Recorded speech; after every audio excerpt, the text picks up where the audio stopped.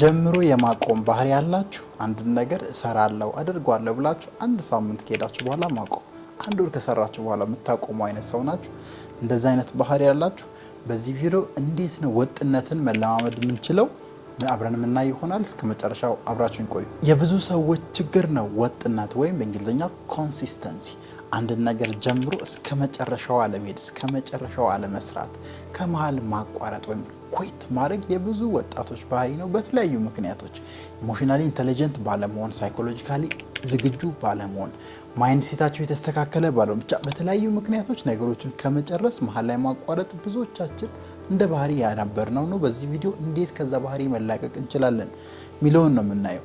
ምክንያቱም ኮንሲስተንሲ ወይም ወጥነት ማንኛውም አሪፍ የሚባል ማንኛውም ስኬታማ የሚባል ማንኛውም ጥሩ የሚባል ውጤትን የሚሰጠን የኛ ባህሪ ስለሆነ ኮንሲስተንት እንዴት መሆን እንችላለን? የመጀመሪያው ወጥነትን ወይም ኮንሲስተንሲን ለማዳበር ማወቅ ያለባችሁ ባህሪ የማይታየውን የግሮዝ ስቴጅ መረዳት ነው። ወይም ይሄ ኢንቪዚብል ግሮዝ ስቴጅ የሚባለው። በነገራችን ላይ የትኛውም ሰው የትኛውም ስኬታማ ሰው የምትሉት ለረጅም ጊዜ ሰዎች ሳያዩት፣ ሰዎች ሳያጨበጭቡለት፣ ሰዎች ጎበዝ ሳይሉት የሰራቸው ብዙ ስራዎች አሉ። ያ ስራ ኢንቪዚብል ቼንጅ ስቴት ይባላል። ወይም ይሄ ከመጋረጃ በስተጀርባ ብዙ ጊዜ ፊልም ላይ የምንለው የለም፣ እንደዛ አይነት ጊዜ ማለት ነው። ለዚህ አንድ ምሳሌ ልጥቀስላችሁ። ባምቡ ትሪ፣ የቻይኒዝ ባምቡ ትሪ ብዙዎቻችሁ ታውቁታላችሁ። አንድ ብዙ የሚነገር ስቶሪ አለ። ብዙ ጊዜ ባምቡ ትሪን ሲተክሉት ወይም ቀርከሃ የምንለው በአማርኛ ማለት ነው፣ ሲተክሉት ለረጅም ጊዜ ከመሬት በታች ሆኖ ነው የሚያድገው። ከመሬት በታች ምንም ለውጥ፣ ምንም ፍሬ፣ ምንም ቅጠል ሳያሳይ ረጅም ጊዜ ስላችሁ ለ5 ዓመት በየቀኑ ውሃ ያጠጡታል። በየቀኑ የሚፈልገውን አይነት ኒውትሪየንት ይሰጡታል። የሚፈልገውን ነገር አይነት ለአትክልት ወይም ለባምቡ ትሪ ያደርጉለታል። ግን ምንም አይነት ለውጥ አይታይም። ነገር ግን ከ5 ዓመት በኋላ በ5ኛው ዓመት ባምቡ ትሪ በአንድ ጊዜ 90 ፊት ወይም 90 ጫማ በነሱ ያድጋል። 5 ዓመት ምንም ለውጥ ሳያሳይ መሬት ለመሬት የተሽለኮለቀ ሲያድግ ነበር ማለት ነው። this is the invisible change state ምንለው ያን ነው።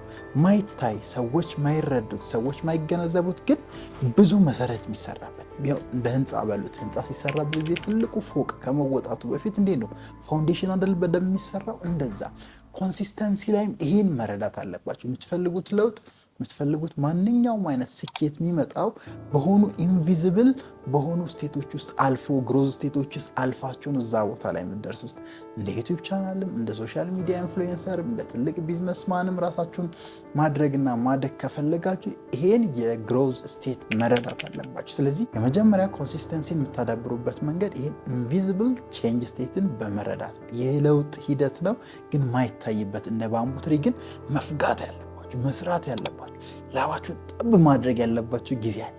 ይሄን ከተረዳችሁ ኮንሲስተንሲን አንድ ስቴፕ በራሳችሁ ውስጥ እንድታዳብሩ ያግዛችኋል። ሁለተኛው ኮንሲስተንሲን እንድታዳብሩ የሚያግዛችሁ አይዲያል ሜክ ኢት ሚኒንግፉል ወይም ትርጉም ስጡት። ለእናንተ ትርጉም እንዲሰጥ አድርጎት ያምሰሩት ነገር ኮንሲስተንት የምትሆኑበት ነገር።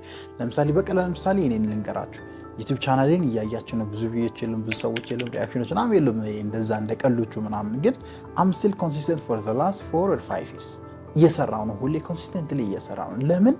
ትርጉም ያለው ነገር ነው የምሰራው። አሁን እኔ ይሄን ከዚህ አጭር ዓመታት ውስጥ አይደለም ማስበው።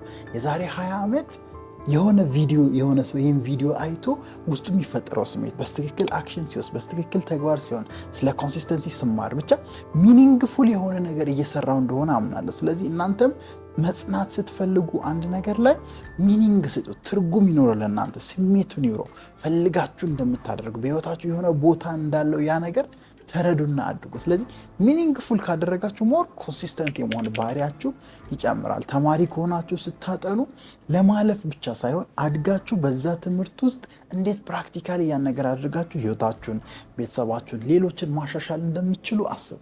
አንድ ነገር በነገራችን ላይ ትርጉም ሲያጣ ሪዝን ሳይኖረው ሲቀር ነው ምናቆመው፣ ምን ተወው፣ ጥለን የምንሄደው፣ ተስፋ የምንቆርጠው። ትርጉም ያለው ነገር ላይ እኔ ለምሳሌ እንደ ሊቅነት ከሆነ you will never stop, you will never quit። ስለዚህ ያን የምትሰሩትን ነገር ኮንሲስተንት የምትሆኑበትን ነገር በተቻላችሁ አቅም ትርጉም እንዲሰጣችሁ በህይወታችሁ ሚኒንግ እንዲሰጣችሁ ካደረጋችሁ በእርግጠኝነት ኮንሲስተንሲያችሁን ታዳብራላችሁ፣ ከፍ ታደርጋላችሁ። በሶስተኛ ደረጃ ወጥነትን ለማዳበር ወይም ኮንሲስተንሲን ለማዳበር ማድረግ ያለባችሁ ብዛት ላይ ሳይሆን ኮንሲስተንሲ ላይ ፎከስ አድርጉ በራሱ ማለት ነው። ወይም አንድ ነገር ቶሎ ማድረግ፣ በአንድ የብዙ ነገር መስራት፣ ብዙ አክሽኖችን ከመውሰድ ይልቅ ትንንሽዬ አክሽኖችን ግን ለረጅም ጊዜ ይሄ ስፔሻሊ በኮምፓውንድ ኢፌክት ምንለው ማለት ነው ነገሮችን በረጅም ጊዜ ውስጥ ትንሽዬ ስቴፕ በማድረግ ነገሮችን ለረጅም ጊዜ ለምሳሌ እንዴት ነው ብረት ሲግል እንዴት ነው በቃ ቀስ እያለ ነው ሙቀቱ ከፍ እያለ የሆነ ቦታ ላይ ሲደርስ ፍሌም ሆኖ ትልቅ እሳት ሆኖ ትልቅ ፓወር የሚኖረው እንደዛ አስቡ። አንድን ነገር በአንዴ ማድረግ ለምሳሌ ስፖርት ጠዋት መስራት ፈልጋችሁ በአንዴ 1000 ፑሽአፕ ካልሰራው ሳይሆን ጀስት 10 5 ፑሽአፕ ለሳምንት ለወር ለመስራት ኮንሲስተንትሊ ነገሮችን ለማድረግ ራሳችሁን አዘጋጁ። አብዛኛው ሰው ኩዊት የሚያደርገው በዚህ ምክንያት ነው በነገራችን ወይም የሚያቆሙ ሪዝን አለመኖሩም እንዳለ ሆኖ በአንዴ ለውጡ በአንዴ ቼንጁን ካላየው ምናምን በሚል አይነት አስተሳሰብ ነው ቶሎ ተስፋ የሚቆርጠው። ከዛ ይልቅ አንዴ ብዙ ነገርን ከማድረግ ኮንሲስተንስሊ ወደ ማድረግ ባህሪያችሁን አዳብሩ።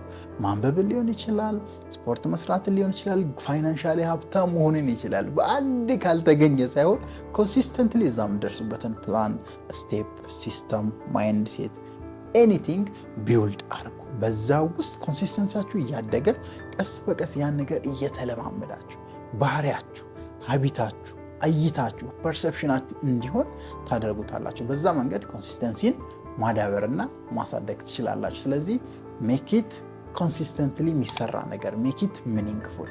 የመጨረሻው ኮንሲስተንሲን ወጥነትን እንድታዳብሩ የሚያግዛችሁ ዲሲፕሊንን መለማመድ፣ ዲሲፕሊንን መስራት፣ ዲሲፕሊንን የእናንተ ማንነት ማድረግ ኢንስቴድ ኦፍ ሞቲቬሽን።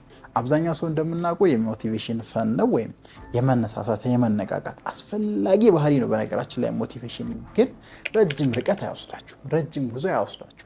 ቶሎ መጣ ሄደት የሚል ነገር አለው። ስሜት ላይ ፎከስ የማድረግ ነገር አለው ሞቲቬሽን። ሞር ግን ከሞቲቬሽን ይልቅ ዲሲፕሊንን ቢልድ የምታደርጉ ሰዎች ሆኑ። ያም ማለት መጀመሪያ ዲሲፕሊን ራሱ ምን እንደሆነ ተረዱ። ሁሌ እኔ ቪዲዮች ላይ አስተምራለሁ። ዲሲፕሊን ኢዝ ዱይንግ ዋት ዩ ሄት ቱ ዱ ላይክ ዩ ላቭ ኢት። ማይክ ታይሰን እንዳለው የሆነ የምትጠሉትን ማድረግ የሚሰለቻችሁ ማድረግ የሚደብራችሁን ነገር እንደምትወዱት ራሳችሁን ያሳምናችሁ እንደምትወዱት አስመስላችሁ ማድረግ ማለት ነው ዲሲፕሊን። ሶ ኢንስቴድ ኦፍ ሞቲቬሽን ዲሲፕሊን ላይ ባህሪያችሁ ፎከስ ያደረገ ከሆነ ስሜታችሁ ሲደብራችሁ ጫን ራሳችሁን አድርጋችሁ ማድረግ ፑሽ አድርጋችሁ ራሳችሁን ያን ነገር መከወን። ያን ባህሪ ከተላበሳችሁ ሰዎች መጥፎ ቦታ እንሂድ ሲሏችሁ አይሆንም ብላችሁ ራሳችሁን ተጭናችሁ ወደኋላ የምታስቀሩ አይነት ሰው ከሆናችሁ በእነዚህ ውስጥ ዲሲፕሊን ስቴፕ ባይ ስቴፕ ቢውልድ ካረጋችሁ ኮንሲስተንሲ አያቅታችሁ። የኮንሲስተንሲ ዋናው ዓላማው ዲሲፕሊን መሆን ነው። ዋናው መንገዱ ዲሲፕሊን መሆን ነው ኮንሲስተንት እንድትሆኑ የሚያደርጋችሁ። ስለዚህ ኮንሲስተንሲን እንደ ባህሪ ከተላበሳችሁ በእርግጠኝነት ትልቅ ቦታ፣ ትልቅ ስኬት፣ ትልቅ ማንነት ላይ ትደርሳላችሁ ብዬ አምናለሁ።